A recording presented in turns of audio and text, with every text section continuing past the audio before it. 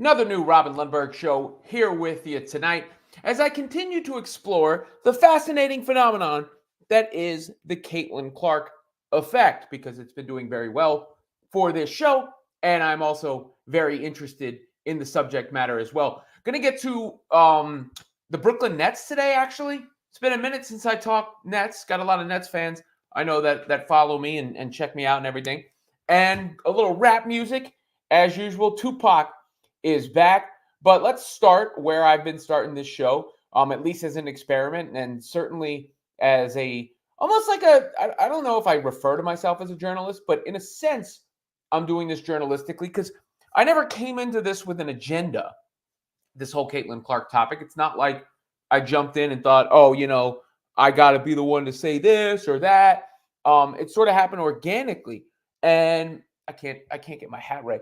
It sort of happened organically, and it's just been something that's been popping off and has a lot of people interested. As you can see, the comments are already in before the show starts. Michael S. says, I think Clark is an artist on the court. Look at Messi in soccer. He's this little guy with legs of different length, but he is an artist on the field, and people cannot stop watching him. Yeah, I mean, that's part of it. I mean, that's the most fascinating part of it is I do believe Caitlyn Clark became this phenomenon from her game. Really, there are always other factors.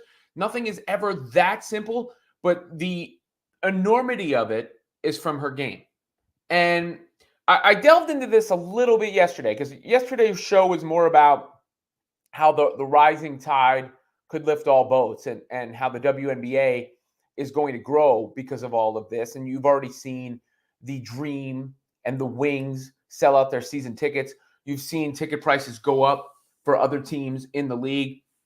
You've seen the interest in the WNBA accelerate.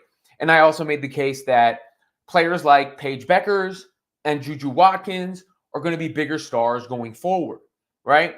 But the other thing about Clark that was in the news today too was that Dave Portnoy, Barstool Dave Portnoy, had said that she's not getting paid enough. And I'm like, I mean, obviously, I realize our platforms are significantly different. Mine is much smaller than his. His is a bullhorn and barstool, and mine is a microphone in my basement. But I said the same thing, and I did the show on it Monday. So if you want to go back and check out the reasoning for that, you can check that out on the show on Monday. But at the end of yesterday's show, I was delving into the sort of quasi-hate, somebody brought it up, toward Caitlyn Clark that has come from some of the legends of the game. Some of the legends of the game. And I don't love it, right? And it's not so much like Sue Bird as much as it was Diana Taurasi, I would say. But they sat together on that same show. And Taurasi in particular seemed to throw a lot of shade at Caitlyn Clark. And I love Diana Taurasi. I love her game. She was my favorite player. And I grew to respect Sue Bird the more I watched her because she was a killer. She's one of those players that might not be as flashy, but is super effective. And I understand it, though. Like, I get it. I think, in a sense, I use the word resentment because the bummer of this is, as much as that rising tide is lifting all boats, it doesn't really work backwards quite as well. It'll help. More people will become familiar with the greats of the game. More people will learn some of the league's history, stuff like that. That will happen, but not the way that it's going to explode going forward from the present and going forward. And that's the I think the beef that some people have, and it's almost like they can't find a place to put their feelings. Because this goes beyond former greats of the game. It's part of that notion, like, why does Aaliyah Boston not have, or not Aaliyah Boston, I'm sorry, A'ja Wilson. Aaliyah Boston's on Caitlyn Clark's team. Why does A'ja Wilson not have a shoe deal? Nobody was really demanding it before. Why weren't the ratings higher? They just weren't. They just weren't. And It's unfortunate. No one's, it's nothing to celebrate because Taurasi is a great player and Sue Bird was a great player. And there have been great players of the past, the Cheryl Swoops and so on and so forth. Maya Moore, Rebecca Lobo, to the currents of Breanna Stewart and Sabrina Ionescu. And I think that feeling comes from the fact that you see this celebration around Caitlyn Clark and so much attention around Caitlyn Clark. And it's like, what about us? Why wasn't this for us? Just now you're showing up? But that's the way things work sometimes. And the problem is it's not something that should be hated. It's something that should be celebrated. Because the game itself, women's basketball as a whole, is now a much, much bigger deal and will be a much, much bigger deal going forward. There is no turning back from this moment. There is no losing this moment. There is only growing from this moment in time. And every woman who has played before and is a legend of the game and has paid their dues and paved the way should be respected and honored. Asia Wilson should be honored for the kind of player she's been. Obviously, Diana Taurasi and Sue Bird should be honored for the icons that they are. But they should also, and I'm not speaking to any of them specifically, again, they should also understand what this moment is and what it's going to mean for the game going forward, because all of their blood, sweat, and tears to put the game on the map, and now you've got the match. DS Sai Sahande says, I don't think she was trying to hate. I don't know. I've watched it. I mean, I get the idea. There's also like the idea of you got to prove it in the pros. And I understand that. I do understand that. But I actually think Caitlyn Clark's going to be better in the pros. I think she's going to be better in the pros because her teammates, and DS Sai Sahande says the same thing. She was just trying to say WNBA is not college. I got it. It just came. I saw the tone. I read the tone. I saw and I love Taurasi. And this is nothing. Like I'm not holding a grudge. I'm not taking it personally. It's nothing. It's here today, gone tomorrow. I'm just addressing it in broad brushstrokes. I think Caitlyn Clark's going to be better in the WNBA than she was in college because her teammates are going to be better. And she's the kind of player who is going to only get better as her teammates are better because she's such a gifted passer. She sees the floor so well. The floor will be, you can't really focus all the defense on her anymore because her teammates are so good. I mean, Boston, who I mentioned before, such a perfect counterpart already for Caitlyn Clark. And that's no disrespect to the Iowa ladies, the young ladies at Iowa. She had good teammates on that team, and it was a good team. But they weren't supposed to be there. They were elevated and at that point because of Caitlyn Clark. And now she's playing with other pros. And I'm not so sure she's not going to just even bigger explosion because she's playing with greater. Yes, the opposition will be more talented, but South Carolina is a monster, right? Like she was going up against, these pro factories in a sense, in UConn, South Carolina, those teams, those institutions, and still excelling. Not that every girl on those teams goes to the WNBA, but you get my point. BT616 says, hating and beefing is how you build a fan base. The WNBA has to be open to it. The women supporting women BS got to go. Oh, look, I mean, everybody should be able to have their opinion. I like, going back and forth. That's all great. That's all good. But there's nothing that's not a celebration to this game about her rise. Then this person adds, I am Team Kobe and I hate LeBron sexuals. That's the name of the game. Hating is good for the WNBA. The term LeBron sexuals is just stupid. No one actually has an argument against LeBron because they only throw names after like LaStans or whatever, La Crybaby or whatever. That shows you actually don't have an argument. And respect to the late, great Kobe Bryant, of course, who was one of the early supporters of the women's game. James Eddington says, hi, what channel will the Fever and Wings game be on? You know what? I'm not too sure. I tried to look that up for you while I was talking here. I don't see it on a telecast. Preseason game, but it's not till May. So that's the game in you're talking about the Fever Wings game on May 3rd. I'm guessing that's what you're talking about. I'm not sure, but they'll figure out a way to televise it. I'm sure they will figure out a way to televise it. Because here's the thing about all this. The WNBA is going to ride the momentum of the NBA playoffs because it's the same sport and all this attention around Caitlyn Clark. People are going to be excited about opening night, and they're going to be excited, obviously, about Caitlyn Clark's debut.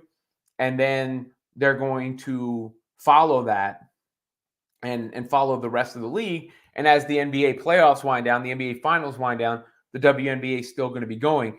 And basketball fans have looked for that outlet in the summer. Basketball fans have looked for that outlet in the summer. I'm laughing at a comment that just came in. So I think you commented this on Twitter. This is a switch in course, but it's a tease ahead to a topic I'll get to in the later in the show. Peter Mann says, my wife finally convinced me to subscribe back to your channel after your Kendrick Lamar top 5 over Lil Wayne ridiculous take. We'll get to that coming up in just a bit. Shouts to your wife. Thank you, wifey. I appreciate that. She must be looking out for you, because she must know that you're a big fan at heart, and she wants you to still support me. So I appreciate your wife, and I'll explain my reasoning for that coming up in a minute. That's enough for you to stick around. That's called a tease.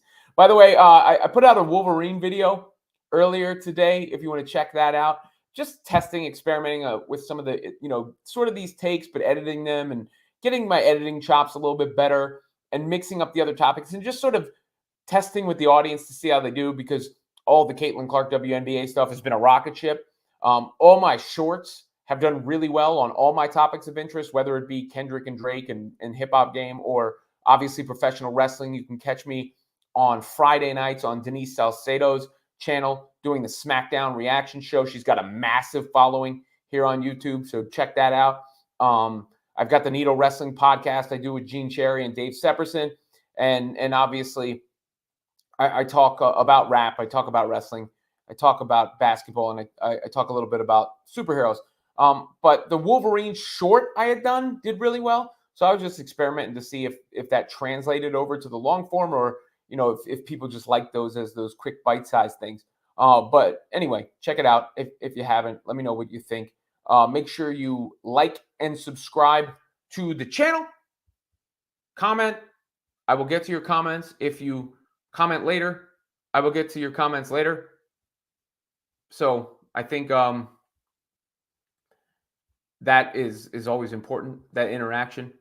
Peter Mann hits back with a question. Should the WNBA find a way to get some of these 24 draft in Paris, the Olympics? Absolutely. I think I saw that they were trying to get Caitlyn Clark there. I mean, look, Caitlyn Clark is the biggest star in sports right now.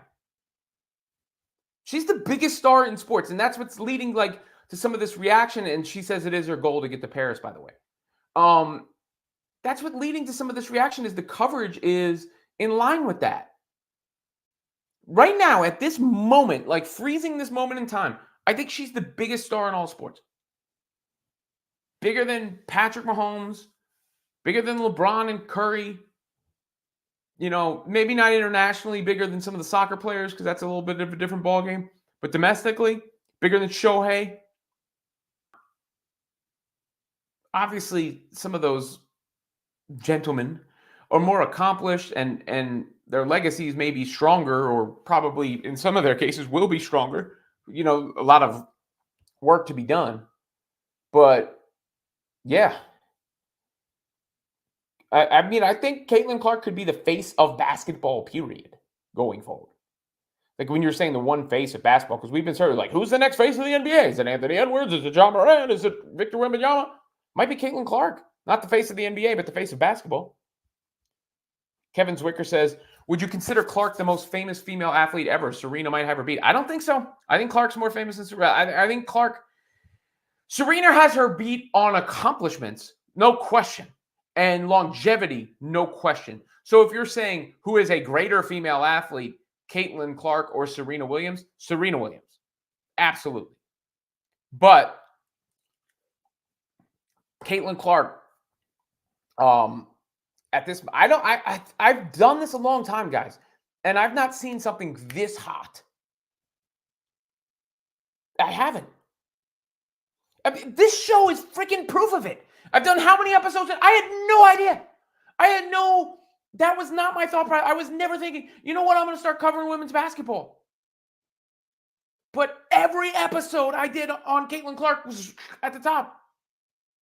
The freaking short I did on Caitlyn Clark over the weekend is probably pushing 1 million views now.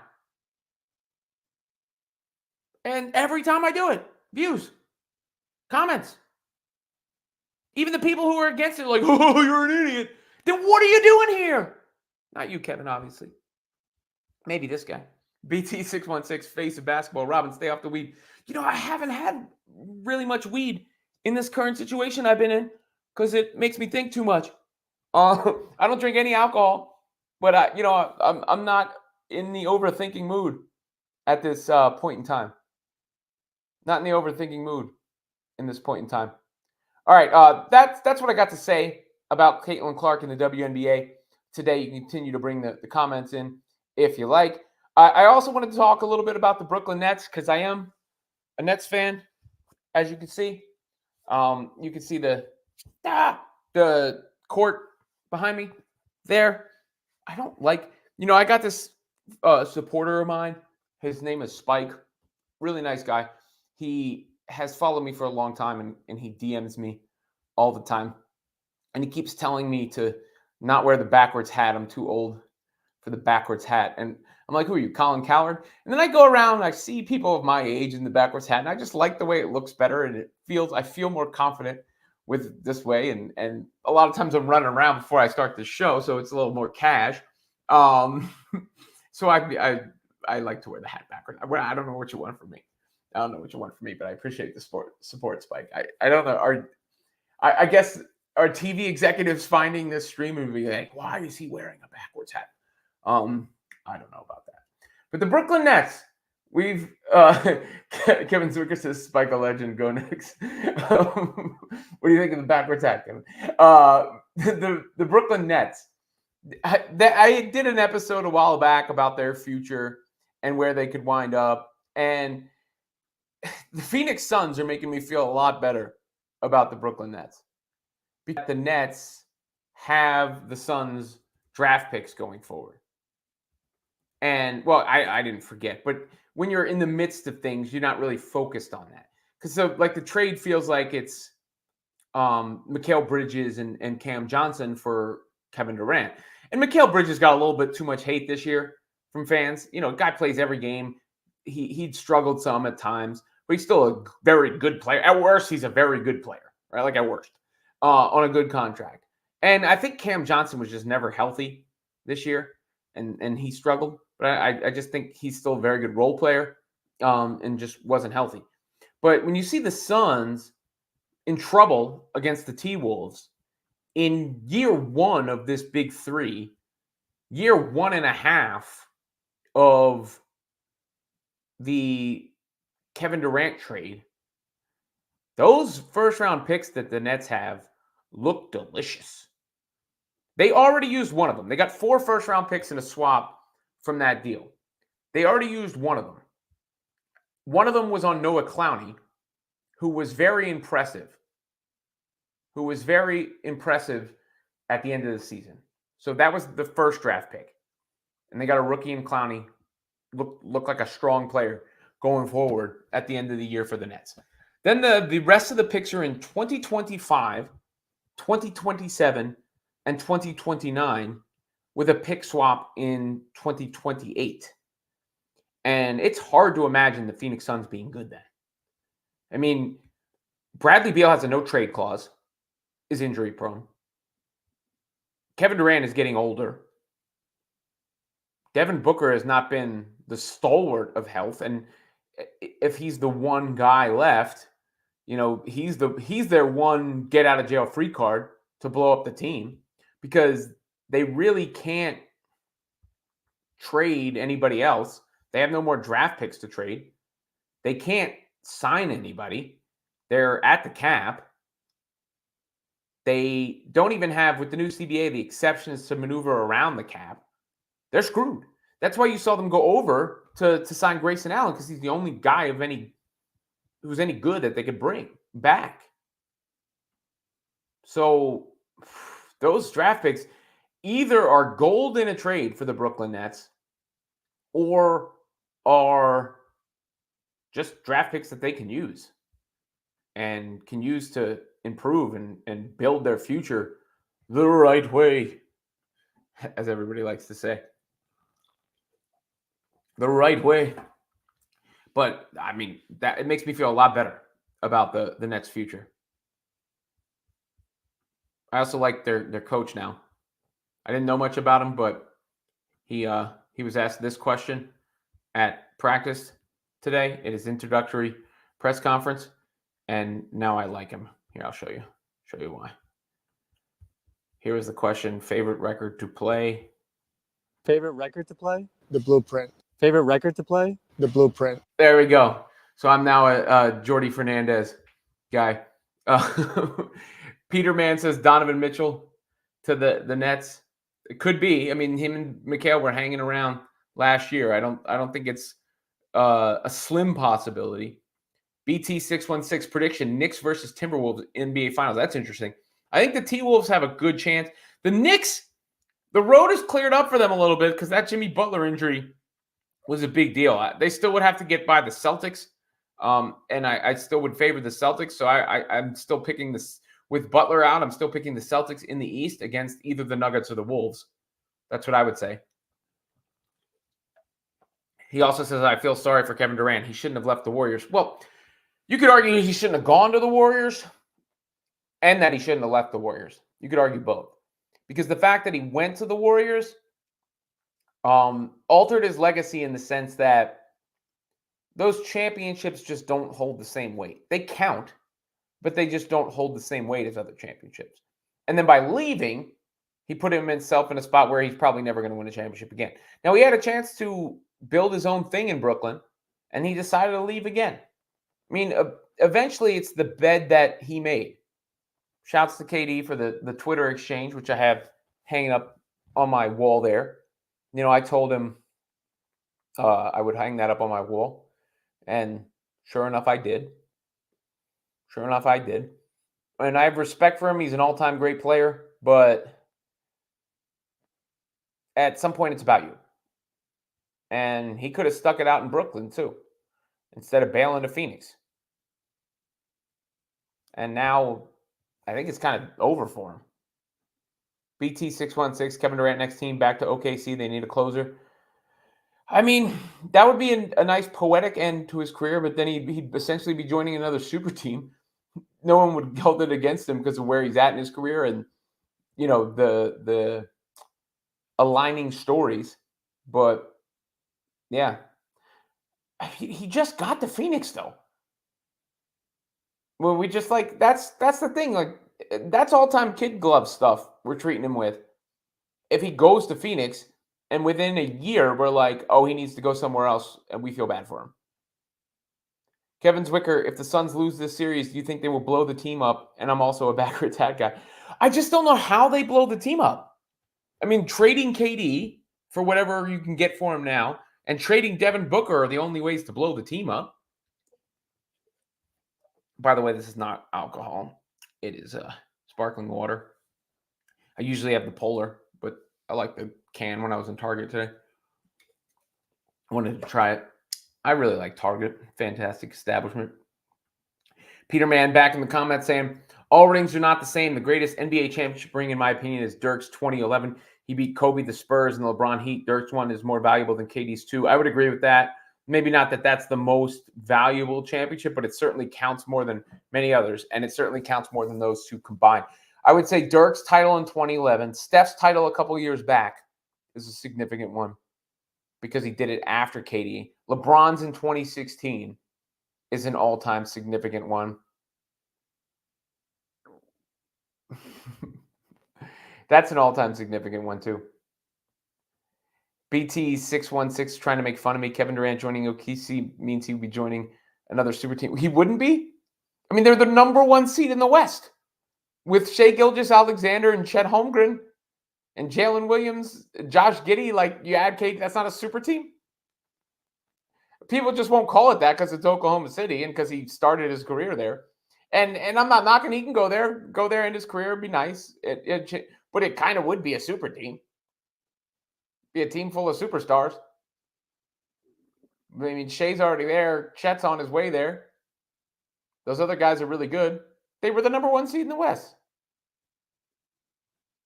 Peterman says BS the Draymond Green suspension is why LeBron won. Who cares? There's a lot of reasons why people win and lose that factor in. Bottom line is they came back from 3-1. They came back from 3-1. Only team in history to come back from 3-1 in the finals. LeBron was the only player in NBA history to lead both teams in points, rebounds, assists, blocks, and steals while beating a 73-win team. That's an important title. While bringing a championship to Cleveland! And it was not an unfair suspension. Draymond Green couldn't stop hitting people in the groin. I'm sorry. Couldn't stop hitting people in the groin. But the Brooklyn Nets future looks a lot better than I thought. They did say their number one priority was bringing Nick Claxton back. Probably, I mean, look, he's already on their roster. They probably think they can get a good deal for him. We'll see how it works and shakes out. And the most important thing for the Brooklyn Nets is how they use those Suns draft picks, because that's the future of that franchise. That's going to be what determines their success and or failure going forward. All right. The other topic I had on the rundown for today was this Tupac estate going after Drake. I don't know if you guys saw this, but Drake did that tailor-made freestyle the other day, and he used AI Tupac and AI Snoop Dogg. And today, the Tupac estate has said that they are threatening a cease and desist toward Drake for using the blatant abuse of AI and without their permission. And they even referenced Kendrick Lamar as a friend of the estate, which all of this is kind of backfiring in Drake's face right now.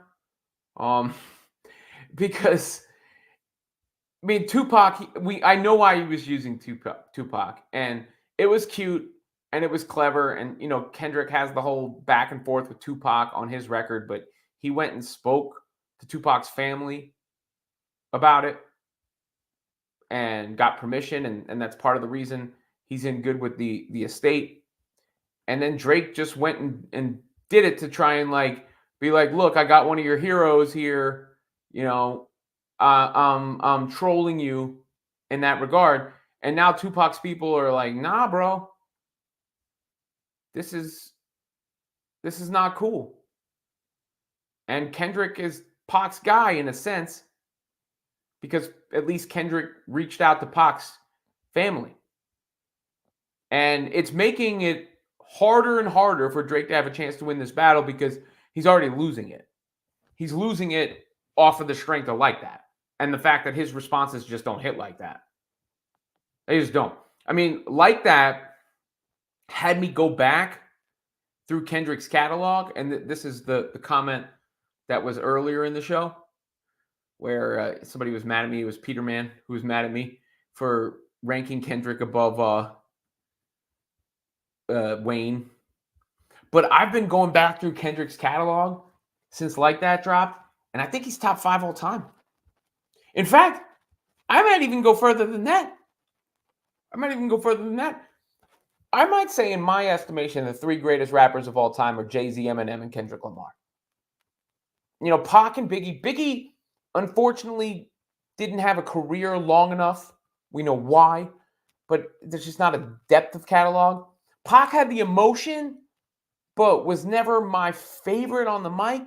He had the energy and the emotion, there's no question. Snoop had the style. Snoop's in that discussion. Wayne is in that discussion. Nas is in that discussion. All those guys are in that discussion.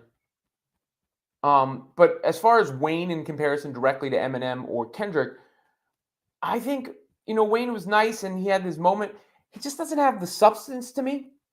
I'm trying to remember like the depth of subject matter.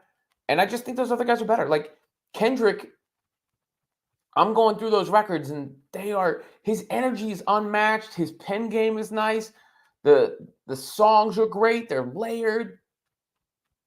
I mean, all of his albums are great to unbelievable. At worst, interesting. I mean, I'm starting to have a renewed appreciation for To Pimp a Butterfly, which was not my favorite when it came out, but I always respected. Damn, a classic. Good Kid, Mad City, a classic. Mr. Morale and the Big Steppers is really good. It's sneaking up on me. N95 is a monster record.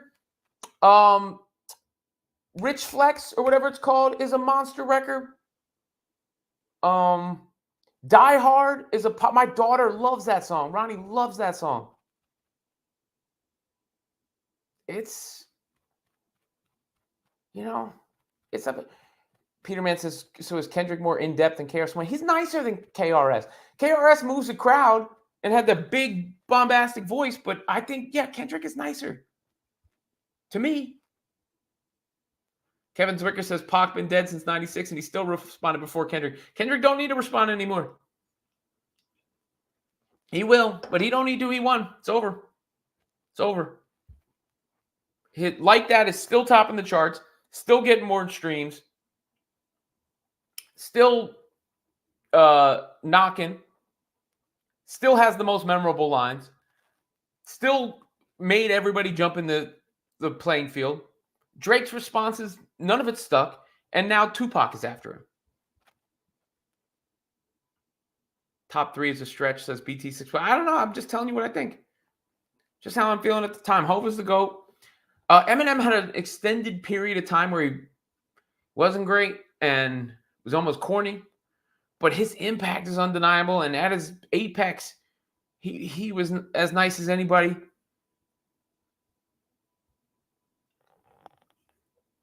Again, Pac and Biggie are in the conversation. Snoop's in the conversation. Wayne's in the conversation. Nas is in the conversation. There's other personal favorites. Andre 3000, various members of the Wu-Tang Clan. But I think those are the guys that are fairly in the conversation. Rakim, of the old school. Rakim. Because Rakim revolutionized the way people deliver rap lyrics and flow. Kevin Zwicker says, for saying Kendrick won, I'm a Peterman guy now. Peterman says, Robin's hip-hop card needs to be revoked ASAP. What's wrong with those? Just like, you might disagree with me on specific order, but am I wrong on the guys that belong in that conversation? I don't think I'm wrong. Drake and Kanye are weird because they're like artists, not like rappers. Otherwise, I'd say them. You can't deny Drake's popularity and how long he's been on top. Ye was unbelievable, but I don't really think of them the same way as I'm thinking of like rappers and MCs. So I would say Hove, Biggie, Pac, M, Kendrick, Snoop, Nas, Wayne. That's the top 8. Rakim, 9. And then who's the other one that I would say is like that kind of the definitive top 10? That's what I would, I'll leave that spot open for a second while I think about it. But I think it's like I did with the superhero list. I think that's kind of hard to argue. I'm sure you guys would argue, but I think it's kind of hard to argue. Where's the Caitlyn Clark practice clip that B. Harris says, I saw the clip of CC at practice. OMG, it's going down. Let me see. Is that new or is that from earlier? Caitlyn Clark practice. So we circle back to the top of the show because I do have to pick up my son, Raj, from practice here in a minute. I see Caitlyn Clark and Aaliyah Boston working together in practice. This is a basic play. It's nice, but it's a basic play. Is this what you're talking about? Otherwise, you're going to have to point me in that direction. But that's why I think she's going to be better at the WNBA level with those teammates.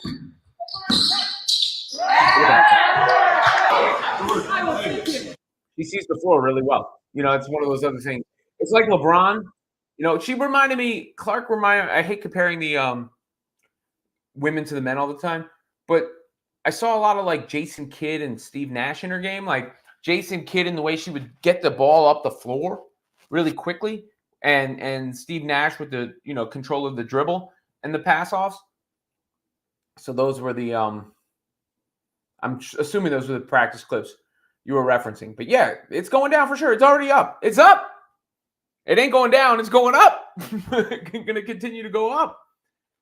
BT616, the pick and roll with CC is going to be crazy. No doubt about it. Unquestionably.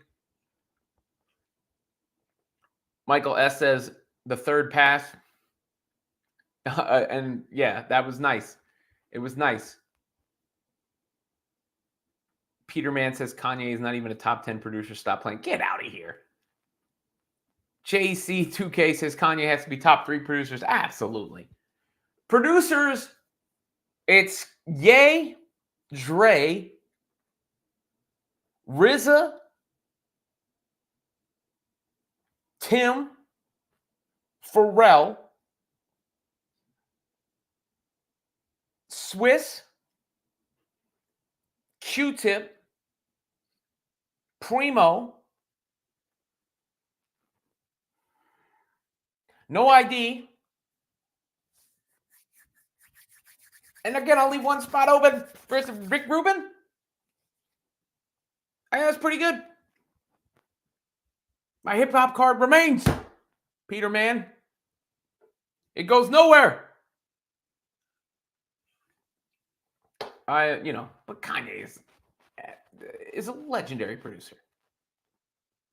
Come on. He's an idiot or a troubled individual or whatever word that is appropriate. He's that. But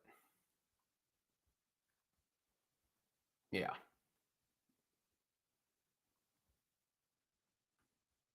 He's off his rocker.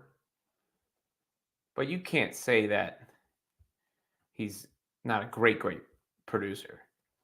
You can't take away his career and what he did.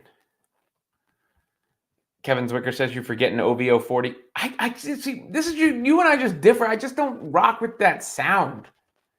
Again, that's like Drake is like AI to me. It's like no emotion. It's just there. But yeah, if I feel bad because I love Kevin so much. It's just we're never gonna see eye to eye on Drizzy. And that's his dude. Like that's like if it was like a extreme Hove hater in here talking to me all the time. So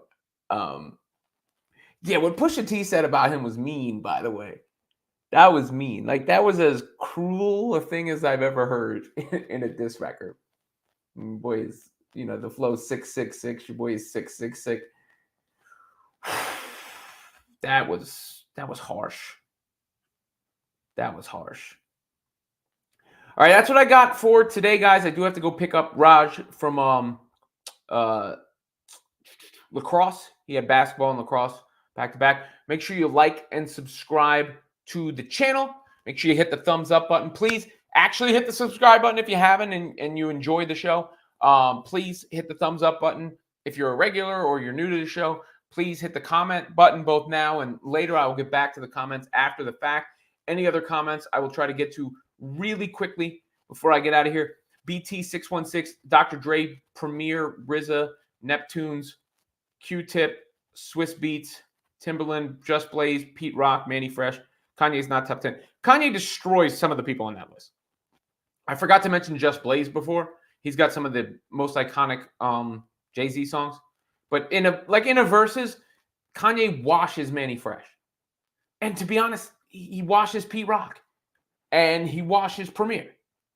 RZA washed Premier. And that was on, like, Primo was great. But RZA, I thought, clearly won that battle. It was one of the better ones. Kanye got tracks. DS Sai Sahande says, have you listened to Taylor Swift's new album? Some of it. I don't hate on Manny Fresh, by the way, BT616, because of my hate for Lil Wayne. I have no hate for Lil Wayne. I spun the Carter when I first got to New York. You know, go DJ. It should be. Manny Fresh got beat by Scott Storch in that battle. He just did. Back to the Taylor Swift question. I don't want to get the Swifties mad. You know, Folklore gave me respect for Taylor Swift. Folklore is a classic. That is a great album. Anybody who made that album, I have respect for forever, because I really found out who Taylor Swift was through Kanye and that whole incident, if I'm being real with you. And then I don't like some, like, I hate Shake It Off. I hate that song. And some of her stuff since Folklore, you know, Midnights was cool, I guess. There was some stuff on there I liked. And there's other songs I like, but Folklore is the one that stuck. This new one, it's, first of all, it's so many songs. I've just, like, I don't know if I care enough to go through them all. And it didn't grab me on first listen. Some of the lyrics were cringe. But I've gone by the philosophy, if you don't have anything nice to say, don't say anything at all. Just because I don't want the Swifties after me. It's just not worth it. And Taylor Swift is, like, huge. Like, Taylor Swift's, like, the biggest artist since Michael Jackson. She might be bigger. She's like Michael Jackson, Beatles level, you know. Girls are having Taylor Swift themed birthday parties. I've been to them. So I just, it's not worth the fight with the Swifties, to be honest with you. It's just not. But yeah, I did not. Is that an uncommon point of view, or is it a common point of view? I've seen this. I think it's less well received than some of the other ones, right? Are there Swift fans in here? Peterman says, we all know Taylor Swift makes great albums only when she breaks up with someone. BT616, I want to see Eminem on a versus. Who should be his opponent? Jay-Z, really? Who else could go against Eminem? Wayne. Weezy or Jay-Z. Oh, those are the ones. I'm trying to think if there's anybody else that could. Like, Jay and Kanye would be a good one. With the Watch the Throne. Busta Rhymes versus Eminem. I don't think, like, if it was just for, like, breath control on the lyrics, I'd give but I don't know if Busta's beating Eminem in a verse is, like, song for song. I got to go back and remember all the guest appearances, because Busta's got some great guest appearances and some, like, you know, some, you really want to party with me, you know, give me some more, like, and those were great records, but I don't remember his solo records ever standing out. Like, for Peterman says Jay-Z versus Nas would break the internet. I don't think that's close, though. Unfortunately, like, I know I'm a Jay-Z. Nas doesn't have the bangers to hang with Hov in a versus. Like, what's Nas gonna, after Made You Look? What's he gonna play when You Don't Know and PSA and 99 Problems and them joints are rolled out? I don't know what Nas is gonna play. I mean, he'd have to go back to Illmatic. I mean, maybe if you played Made You Look into New York State of Mind. But yeah, I mean, yes, it would break the internet. There's no question. But Eminem, I think it's Jay or Weezy. Nas is a rapper for corporate. Yeah, Nas is great too. I'm not trying to diss Nas. I just don't think. I think that's one of the reasons that I think Jay is better, is the versatility. But Nas is at worst, a top 10 rapper of all time. At worst. And has some classic albums, classic verses, and all that. I'm not trying to get the Nas fans mad at me today either. B. Harris comes back and says, Caitlyn Clark, Grace Berger at practice, love show. Well, look, I hope you love the show. Look at that. Hope you love the show. Make sure you like and comment, like I said. Make sure you subscribe if you haven't. Make sure you check out the channel if you haven't. as of yet. I've appreciated all the new fans that I've gotten in here, all the interaction that I've gotten in here. I'm gonna keep this this Caitlyn Clark and WNBA exploration journalistic experiment going. And then I'll keep going into those topics I love and I think you guys love, that being the NBA, that being rap and hip hop, that being pro wrestling, and that being Marvel. I can never do that right. Marvel superhero stuff. BT616, great show. Go pick up your son. See you later, brother. See you later, all you guys. Thank you so much. It's been the Robin Lundberg Show. I will be back tomorrow. This is Monday through Thursday. Monday through Thursday, I'm doing the live streams. That's worked out pretty well. I'll throw up bonus videos on the channel. Peterman is just like going to argue with me. He says, DC over Marvel, you're out of your mind. But I'll see you guys next time here on this. Wait. Michael S. says, I started going back to my comic collection from the 80s and 90s because of this conversation. The superhero. Check out the Wolverine video below. And until next time on the same Robin Lundberg channel. What makes the balloons go off?